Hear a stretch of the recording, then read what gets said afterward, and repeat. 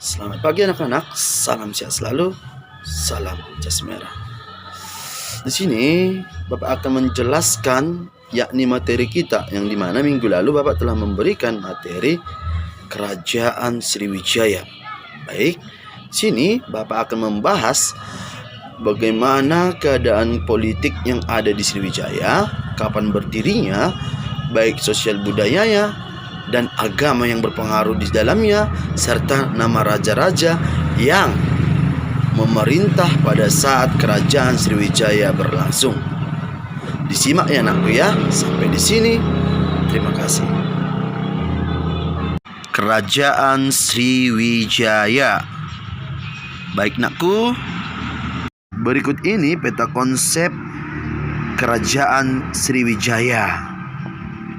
Kerajaan Sriwijaya disebut Kerajaan Nusantara pertama. Dan bahkan Sriwijaya anakku dikenal sebagai kerajaan maritim, pusat agama Buddha, pusat pendidikan, dan sebagai pusat perdagangan di Asia Tenggara. Baik, sekarang kita membahas awal berdirinya. Awal berdirinya Kerajaan Sriwijaya tepatnya pada abad ke-8 di Sumatera Selatan setelah hancurnya Kerajaan Punan. Yang kedua, letak pusat Kerajaan Sriwijaya anakku, ada yang mengatakan di Palembang dan ada juga yang mengatakan di Muara Takus. Mengapa Kerajaan Sriwijaya disebut sebagai kerajaan maritim? Pertama anakku, memiliki wilayah kekuasaan Sriwijaya. Yang kedua, mempunyai kekuasaan wilayah perairan yang sangat luas. Dan yang ketiga, mempunyai angkatan laut yang kuat serta pelayaran dan perdagangan dengan jalur laut. Selanjutnya anakku, dalam bidang politik. Di dalam bidang politik bisa kita lihat Kerajaan Sriwijaya memiliki struktur birokrasi. Selanjutnya raja yang memerintah, dan yang terakhir daerah kekuasaan. Yang dimaksud dengan struktur birokrasi anakku adalah bersifat sentralisasi atau Kerajaan Sriwijaya sebagai pusatnya. Berikut raja-raja yang berkuasa di Kerajaan Sriwijaya.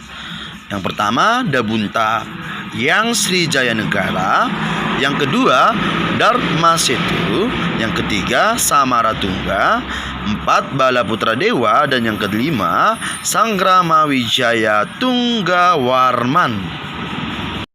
Berikut nakku daerah kekuasaan yang dikuasai oleh Kerajaan Sriwijaya.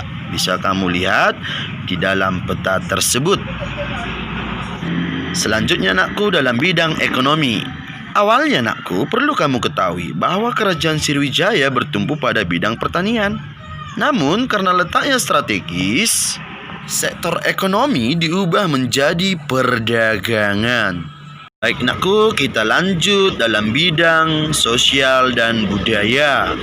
Dalam bidang sosial sendiri nakku, masyarakat Kerajaan Sriwijaya lebih terbuka dalam menerima berbagai pengaruh asing. Yang kedua, mereka mulai kemungkinan menggunakan bahasa Melayu kuno untuk berkomunikasi. Selanjutnya anakku, dalam bidang budaya. Dalam bidang budaya sendiri, Sriwijaya merupakan pusat agama Buddha dengan tokoh Buddhanya yang terkenal, yakni Sakyakirti. Selanjutnya anakku, Kerajaan Sriwijaya menganut ajaran Buddha yakni Vajrayana, dan yang selanjutnya sebagai pusat pendidikan kajian Buddha. Berikut bisa kamu lihat peninggalan budaya Kerajaan Sriwijaya.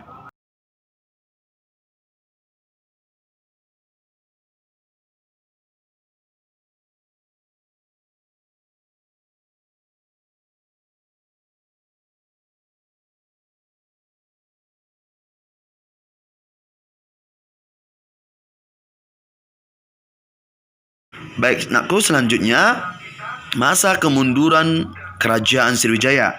Yang pertama nakku, 2 kali serangan dari Kolomandala, tepatnya pada tahun 1023 dan 1068 terhadap Sriwijaya.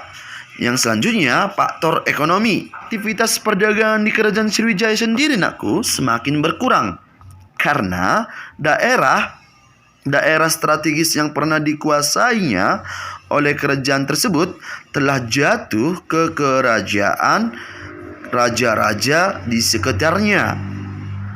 Yang ketiga, ekspedisi Pamalaya dari Singasari. Dan selanjutnya nakku, serangan Majapahit. Baik nakku, demikian penjelasan Bapak tentang sejarah kerajaan Sriwijaya. Salam sihat selalu nakku, salam jas merah.